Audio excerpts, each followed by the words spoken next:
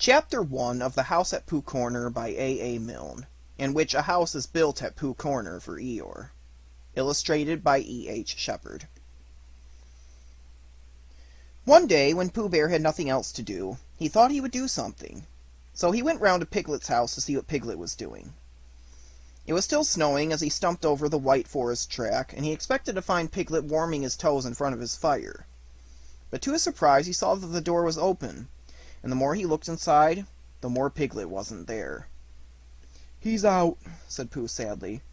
"That's what it is. He's not in. I shall have to go a fast-thinking walk by myself. Bother." But first he thought that he would knock very loudly, just to make quite sure. And while he waited for Piglet not to answer, he jumped up and down to keep warm, and a hum came suddenly into his head, which seemed to him a good hum, such as is hummed hopefully to others. "The more it snows, tiddly-pum, the more it goes, tiddly-pum, the more it goes, tiddly-pum, on snowing. And nobody knows, tiddly-pum, how cold my toes, tiddly-pum, how cold my toes, tiddly-pum, are growing." "So, what I'll do," said Pooh, "is I'll do this. I'll just go home first and see what the time is, and perhaps I'll put a muffler round my neck, and then I'll go and see Eeyore and sing it to him." He hurried back to his own house, and his mind was so busy on the way with the hum that he was getting ready for Eeyore, when he suddenly saw Piglet sitting in his best armchair. He could only stand there rubbing his head and wondering whose house it was. "Hello, Piglet," he said. "I thought you were out." "No," said Piglet. "It's you who are out, Pooh." "So it was," said Pooh. "I knew one of us was." He looked up at his clock, which had stopped at 5 minutes to 11 some weeks ago. "Nearly 11 o'clock," said Pooh happily. "You're just in time for a little smackerel of something." And he put his head into the cupboard.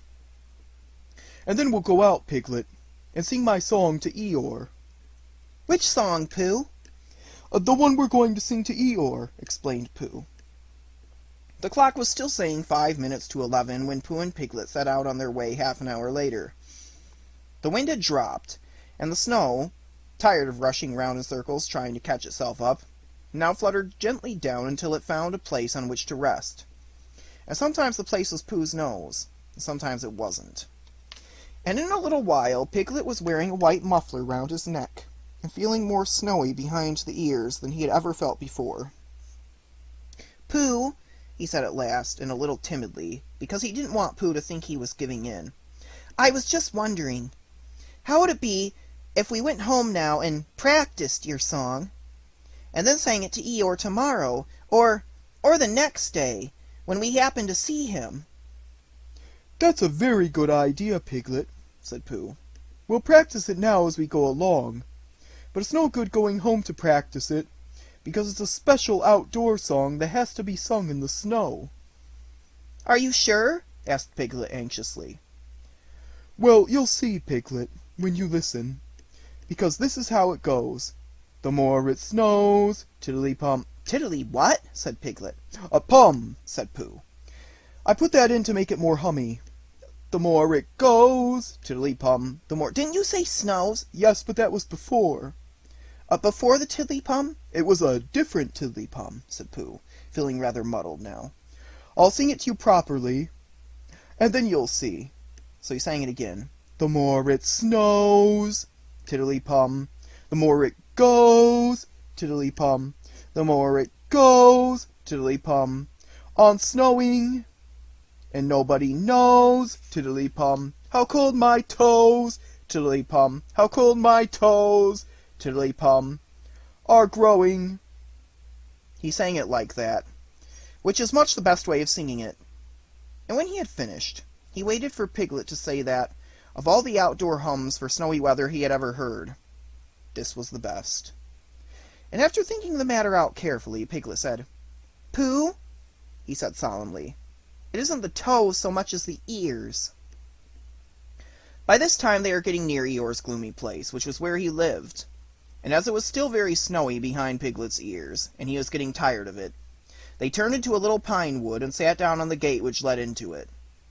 They were out of the snow now, but it was very cold, and to keep themselves warm they sang Pooh's song right through 6 times, Piglet doing the tiddly-pums, and Pooh doing the rest of it, and both of them thumping on the top of the gate with pieces of stick at the proper places. And in a little while they felt much warmer and were able to talk again. "I've been thinking," said Pooh, "and what I've been thinking is, I've been thinking about Eeyore." "What about Eeyore?" "Well, poor Eeyore has nowhere to live." "Nor he has," said Piglet. "You have a house, Piglet, and I have a house, and they are very good houses. And Christopher Robin has a house, and Owl and Kanga and Rabbit have houses. And even Rabbit's friends and relations have houses or somethings. But poor Eeyore has nothing. So what I've been thinking is, let's build him a house." "That," said Piglet, "is a grand idea. Where shall we build it?" "We will build it here," said Pooh, "just by this wood out of the wind, because this is where I thought of it. And we will call this Pooh Corner, and we will build an Eeyore house with sticks at Pooh Corner for Eeyore." "There was a heap of sticks on the other side of the wood," said Piglet. "I saw them, lots and lots, all piled up." "Thank you, Piglet," said Pooh. "What you have just said will be a great help to us, and because of it I could call this place Pooh and Piglet Corner, if Pooh Corner didn't sound better, which it does, being smaller and more like a corner. Come along." So they got down off the gate and went around to the other side of the wood to fetch the sticks. Christopher Robin had spent the morning indoors going to Africa and back, and he had just got off the boat and was wondering what it was like outside when who should come knocking at the door but Eeyore. "Hello, Eeyore," said Christopher Robin as he opened the door and came out. "How are you?" "It's snowing still," said Eeyore gloomily. "So it is." "And freezing." "Is it?" "Yes," said Eeyore. "However," he said, brightening up a little, "we haven't had an earthquake lately." "What's the matter, Eeyore?" "Nothing, Christopher Robin. Nothing important. I suppose you haven't seen a house or whatnot anywhere about." "What sort of a house?" "Just a house." "Who lives there?" "I do. At least I thought I did. But I suppose I don't. After all, we can't all have houses." "But, Eeyore, I didn't know. I always thought—" "I don't know how it is, Christopher Robin. But what with all this snow and one thing and another, not to mention icicles and such like, it isn't so hot in my field about 3 o'clock in the morning as some people think it is. It isn't close, if you know what I mean. Not so as to be uncomfortable. It isn't stuffy. In fact, Christopher Robin," he went on in a loud whisper, "quite between ourselves, and don't tell anybody, it's cold." "Oh, Eeyore!" "And I've said to myself, the others will be sorry if I'm getting myself all cold. They haven't got brains, any of them. Only gray fluff that's blown into their heads by mistake. And they don't think. But if it goes on snowing for another 6 weeks or so, one of them will begin to say to himself, 'Eeyore can't be very much too hot about 3 o'clock in the morning.' And then it will get about, and they'll be sorry." "Oh, Eeyore!" said Christopher Robin, feeling very sorry already. "I don't mean you, Christopher Robin. You're different.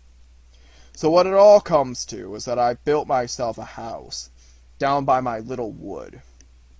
"Did you really? How exciting!"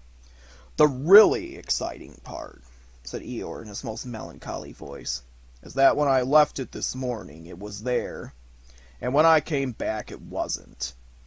Not at all very natural, and it was only Eeyore's house. But still, I just wondered."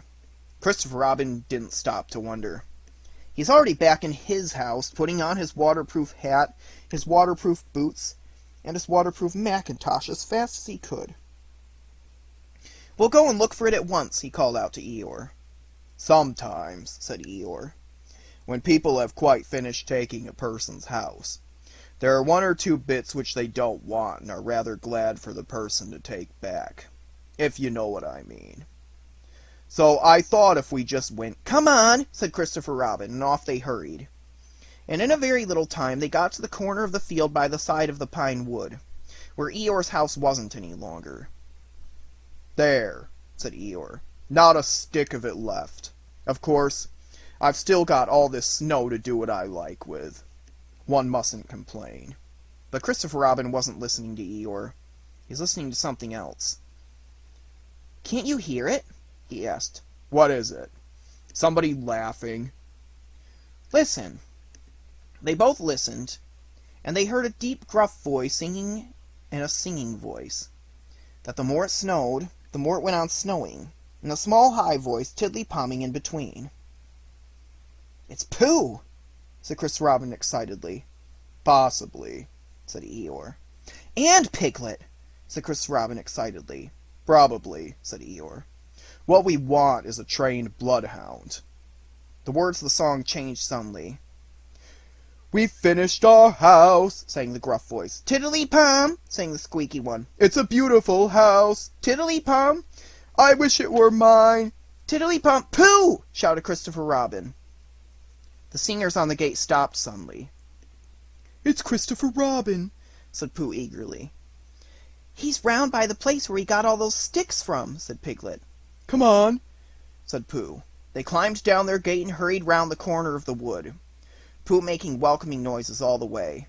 "Why, here is Eeyore," said Pooh, when he had finished hugging Christopher Robin, and he nudged Piglet, and Piglet nudged him, and they thought to themselves what a lovely surprise they had got ready.